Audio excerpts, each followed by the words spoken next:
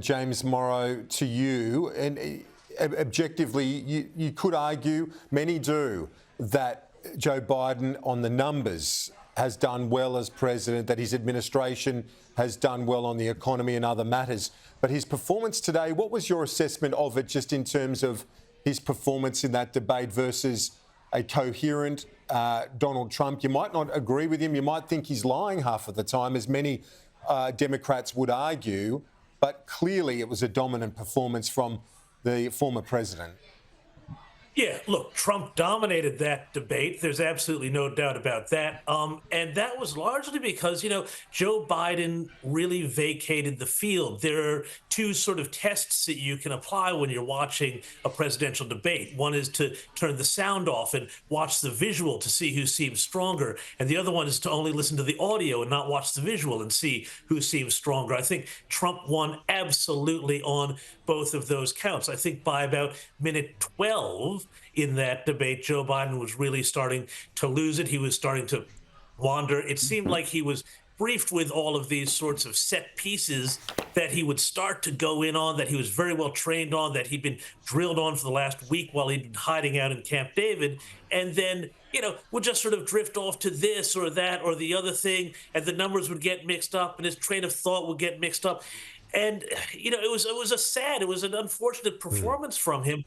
Barbara mentioned a third sort of element in the room and said that was Kamala Harris. Well, she wasn't in the room there, but you know who was in the building tonight?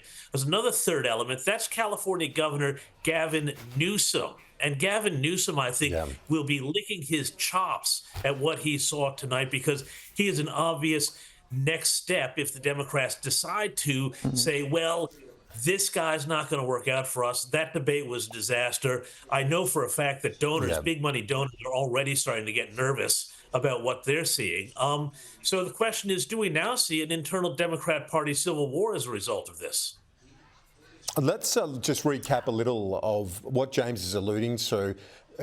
Losing track and, in fact, forgetting where the point he was making at one stage. Let's have a look at Joe Biden.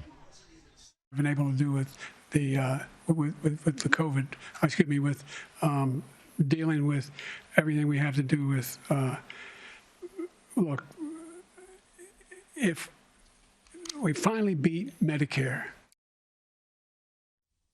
Now, Annalise, we know the speech issues, and no one is, I'm not referring to that. That's not a criticism. Of course, he's lived with it his entire adult life, his entire life, but that there was such a bad look, such a sad look for people watching on, certainly from the Democratic Party seeing that.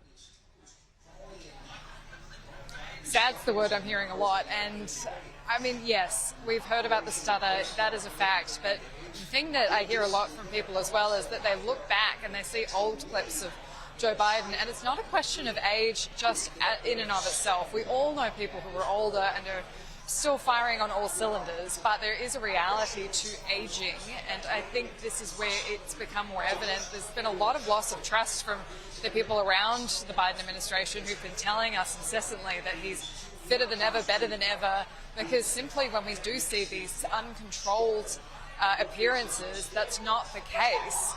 And even in this, they had all their requests met. There was no live audience for Donald Trump to play off. They were turning off the microphones, and that's I think become a blessing for Donald Trump, that it forced him to take a back seat and just let Joe Biden talk.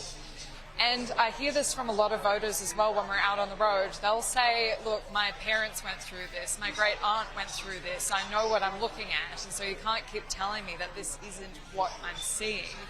And this was the chance for them to change that narrative. Joe Biden's had an entire week to prepare for this, and that's not what we saw tonight.